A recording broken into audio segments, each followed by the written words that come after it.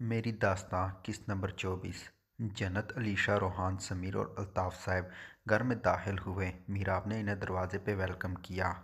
जन्नत और अलीशा को हक किया और अल्ताफ़ साहब के सामने अपना सर आगे किया और उन्हें लेकर अंदर डाइनिंग रूम में चली आई। लेकिन जैसे जो अल्ताफ़ साहब की नज़र मीराब की माँ बाप पर पड़ी तो उनकी आंखें पटी की पटी रह गई। शौक तो समीर भी हो गया, लेकिन दोनों ने बहुत जल्द खुद पे काबू पा लिया।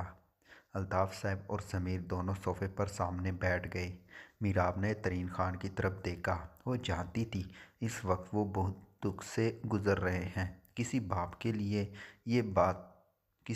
के लिए ये आसान नहीं होता कि वो अपनी बेटी के मुजरिम को देख सके, लेकिन इस वक्त तरीन खान ने उस दरिंदे को अपने घर में बिठाया हुआ था। मीराब, क्या तुम इस लड़के को पसंद करती हो? तरीन खान ने कुछ सोचकर पूछा। जन्नत, रोहान और अलीशा हैरान हुए। जी पापा, ये समीर हैं। मैं इन्हें पसंद करती हूँ और ये मुझे पसंद करते हैं, मीराब ने समीर की तरफ देखते हुए कहा। और समीर को ऐसे लग रहा था कि वो अभी बेनकाब हो जाएगा। बताने की ज़रूरत नहीं है, मुझे इसका नाम अच्छे से पता है। मैं इस नाम को कभी भूल नहीं सकता, तरीन खान ने कहा। वाह बाबा, क्या पहले भी समीर से मिल चुके हैं? मीराब ने पूछा। मैं बहुत दफ़ा मिल चुका हूँ। बताएं समीर साहब और अल्ताफ़ साहब, आपकी क्या खिदमत करूँ? कुछ नहीं, अल्ताफ़ साहब ने कहा और अपने माथे से पसीना पोंछा। बाकी बातें तो होती रहेगी। हम जिस काम के लिए आए हैं, क्या उसके बारे में बात कर लें? जन्नत ने अक्लमंदी दिखाते हुए पूछा। जी बेटा बोलो, आप किस काम के लिए आए हो? मीराब की माँ ने जन्नत को प्यार से जवाब दिया। आंटी, समीर मीराब को पसंद करता है और वह उसे अपनी ज़िंदगी में शामिल करना चाहता है। अगर आप दोनों को एतराज़ ना हो तो हम ये रिश्ता तय करना चाहते हैं और बहुत जल्द मीराब को अपने भाभी बनाकर ले जाना चाहते हैं, जन्नत ने मीराब और समीर की तरफ देखते हुए कहा। मुझे इतना बता दो कि फिर मैंने मेरू की लाश कब उठानी है? तरीन खान ने दर्द से कहा। क्या मतलब अंकल, मैं समझी नहीं, जन्नत ने तरीन खान की तरफ देखते हुए कहा। बेटा, ये आपकी समझने की बात नहीं है। जिनको बोला है वो अच्छे से समझ चुके हैं, तरीन खान ने कहा। मीराब, मैं बेटियों की पसंद की बहुत इज्जत करता हूँ, लेकिन मैं तुम्हें समीर के हवाले नहीं कर सकता। जितना जल्दी हो सके इस शख्स को भूल जाओ, तरीन खान ने मीराब की तरफ देखते हुए कहा। क्यों बाबा, मुझे बताएं, समीर ने ऐसा क्या किया है कि आप मेरी समीर से शादी नहीं करना चाहते? मीराब ने तरीन खान की तरफ देखते हुए पूछा। कुछ बातें राज ही रहे तो बेटा अच्छा होता है, तरीन खान ने कहा। बाबा, मैं जानती हूँ समीर अच्छा नहीं है, लेकिन वो पहले अच्छा नहीं था, अब अच्छा हो गया, वो बहुत बदल गया है, मीराब ने समीर की तरफ दारी करते हुए कहा। क्या फ़ायदा अच्छा होने का? इसके अच्छे होने से हमें बेटी वापस इसके अच्छे होने से हमारी बेटी वापस आ सकती है? क्या पलवशा वापस आ सकती है? तरीन खान ने रोते हुए पूछा। क्या मतलब बाबा, समीर का पलवशा से क्या तल्लक है? मीराब ने अपने दिल पे हाथ रखते हुए पूछा। बेटा, तुम समीर से पूछ लो कि उसका पलवशा के साथ क्या तल्लक है। समीर पलवशा की मौत की वजह तुम हो? मीराब ने समीर की तरफ देखते हुए पूछा। मीराब, मैं तुम्हें सारी बात बताता हूँ, समीर ने अपनी जगह से उठते हुए कहा।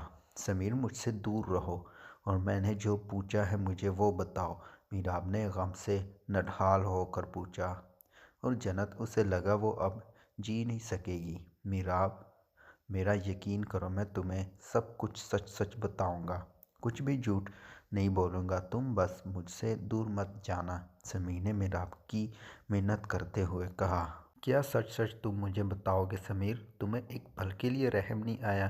तुमने एक लड़की को उजाड़ डाला था और मैं भी कितनी बेवकूफ़ हूँ कि प्यार किया भी तो उस शख्स से जिस शख्स ने मेरी बहन को उजाड़ा था, जिस शख्स की वजह से हमें अपना इलाका छोड़ना पड़ा, जिस शख्स की वजह से हमारा बचपन ख़त्म हुआ और मैंने अपनी ज़िंदगी में शामिल किया, तो उसी शख्स को क्या? मीराब का जिस्म हल्का हल्का कांपना शुरू हो गया। मीराब, तुम जो कहोगी मैं करूँगा, लेकिन खुदा के लिए मुझे छोड़ना मत, मैं तुम्हारे बगैर नहीं रह सकता। समीर ने रोते हुए कहा, बाबा मुझे माफ़ कर देना, मेरी वजह से आपका दिल दुखा होगा। मैं नहीं जानती आप पे क्या गुजर रही है। अपनी बेटी के ही कातिल को अपने सामने बैठा देखकर मीराब ने रोते हुए कहा, आप लोग जा सकते हो, मुझे ये रिश्ता कबूल नहीं है। मैंने समीर के साथ अब कोई तल्लक नहीं रखना, मीराब ने रोते हुए कहा और घर से चली गई। रोहान अलीशा हैरान थे, लेकिन जन्नत को सब समझ आ गया। अल्ताफ़ साहब उठने लगे तो पलवशा की माँ ने कहा, कभी पलटकर दोबारा मेरे घर ना आना, और रूम की तरफ बढ़ गई। खामोशी से सारे घर की तरफ रवाना हुए। किसी के पास कुछ बोलने को न था। सब एक दूसरे से नज़रें चुरा रहे थे। समझ तो सबको आ चुका था कि माजी में क्या हो चुका है, लेकिन कोई भी एक दूसरे से बोलने की हिम्मत नहीं रखता था। जन्नत उमर से मिले बगैर ही कराची की तरफ रवाना हो गई। उसका दिल दर्द की शिद्दत से पट रहा था। उसे लगा कि वो मर जाएगी। वो जानती थी कि आगाही के लम्हे बहुत ख़तरनाक होते हैं, लेकिन इतने ख़तरनाक होते हैं इसने कभी सोचा भी न था। 2 घंटे बाद उनके 2 घंटे बाद उनकी फ़्लाइट ने कराची में लैंड किया और वो लोग घर की तरफ रवाना हुए और सब तक के बेहाल होकर डाइनिंग हॉल में बैठ गए। बाबा मुझे मीराब चाहिए, समीर ने रोते हुए कहा।